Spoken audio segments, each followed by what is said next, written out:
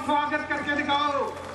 भारत माता की, माननीय मुख्यमंत्री श्री मनोहर लाल जी की, प्रधानमंत्री नरेंद्र मोदी की, ओम प्रकाश धनखड़ की, श्री मनीष ग्रोवर की स्वागत करें।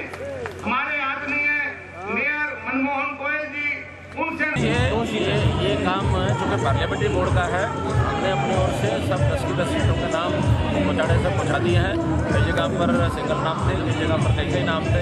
आखिर पार्लियामेंट्री बोर्ड स्वयं अपनी ओर से उनका एक सिस्टम है, उसका सर्वे भी कराते हैं उससे।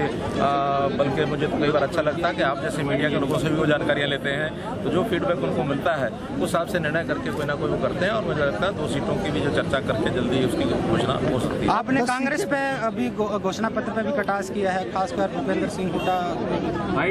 देखिए, कटाक्ष नहीं है, जो वास्तविकताएं होती है वो हम बोलते हैं। मेरा कोई ऐसा विषय नहीं था जो वास्तविकता से परे हो।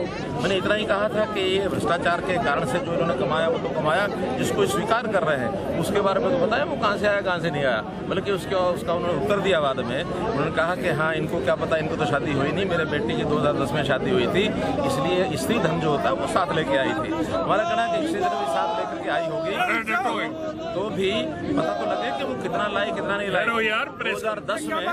2010 में उन्होंने 92 लाख रुपए का एक फ्लैट, 92 लाख रुपए का दूसरा फ्लैट, 2 फ्लैट खरीदे। और जिनसे खरीदे वहां भी शंका पैदा होती है कि जिन लोगों से खरीदे वहां भी पेमेंट की गई होगी कि नहीं की होगी। लेकिन चलो, एक फ्लैट फिरोज शाह रोड के ऊपर 92 लाख का, जो आज कम से कम 10 करोड़ से ज्यादा का है, 4 साल के अंदर तो 92 लाख वाला 10 करोड़ का तो नहीं होता है।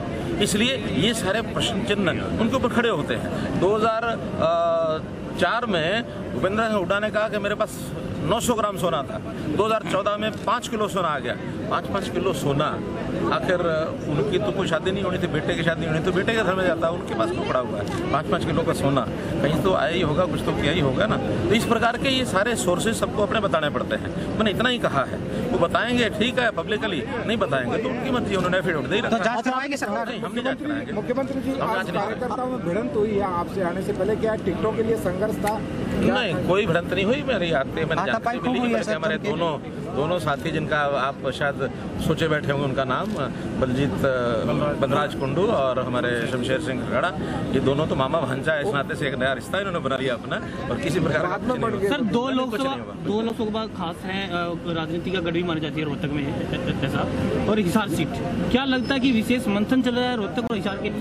हो सकता है कि दूसरी पार्टियां किसको चुनाव में उतारेंगी, ये भी चल रहा होता है। कई बार पार्टियां इस नाते भी इंतजार करती हैं, आखिर तो सीट हमने जीतनी है और ये दोनों सीटें पिछली बार हमारे पास नहीं थी, तो इस बार जीतनी है, तो हर प्रकार की स्ट्रेटेजी हमको अपनानी पड़ेगी। क्या स्थानीय कैंडिडेट होंगे या बाहर के भी कैंडिडेट? जो जीतने वाले भारतीय जनता पार्टी के होंगे वो कैंडिडेट होंगे। आपने कहा देश की रक्षा सुरक्षा से समझौता नहीं, आंख फोड़ने की बात भी की आपने कहा। देश के ऊपर कोई उंगली उठाएगा देश के तरफ और देश की तरफ कोई टेढ़ी नजर से देखेगा तो निश्चित रूप से उसका जवाब दिया जाएगा।